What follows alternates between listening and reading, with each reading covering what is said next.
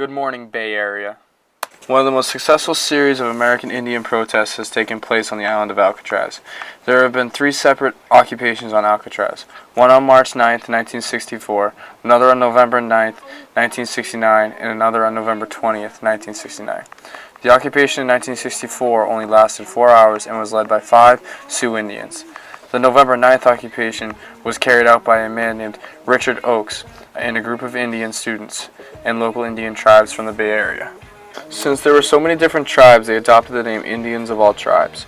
Oakes and others realized that a prolonged occupation was possible, so he went to the American Indian Research Center at UCLA and recruited students of Indian culture to help him in the occupation. 80 of the 100 Indians on the island were from UCLA. When the federal government told them to leave, the Indians said that they wanted the deed to the island so they could build an American Indian University and a cultural center and a museum.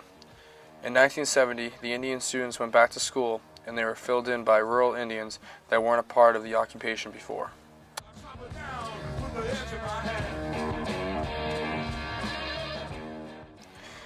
A shift in power was ahead as Oakes was challenged by the newcomers for power of the island. The new Indians got their power when Oakes' daughter fell 3 stories out of the building to her death.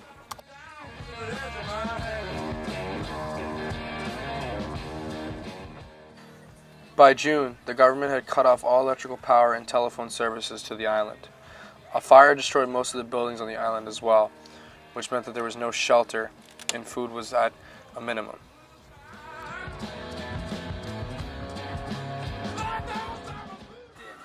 Due to the declining conditions, the occupation came to an end.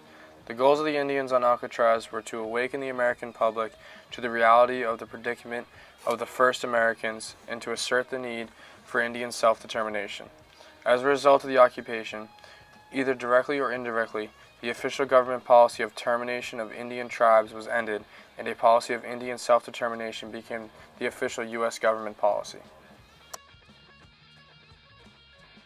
During the period that the occupiers were on Alcatraz, President Nixon returned Blue Lake and 48,000 acres of land to the Taos Indians.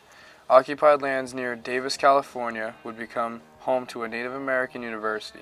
The occupation of Bureau of Indian Affairs offices in Washington, D.C. would lead to the hiring of Native Americans to work in the federal agency that had such a great effect on their lives. An Indian was quoted saying, "We put Indians and Indians' rights smack dab in the middle of the public conscience for the first time since the so-called Indian Wars." Thank you for your time and have a wonderful day.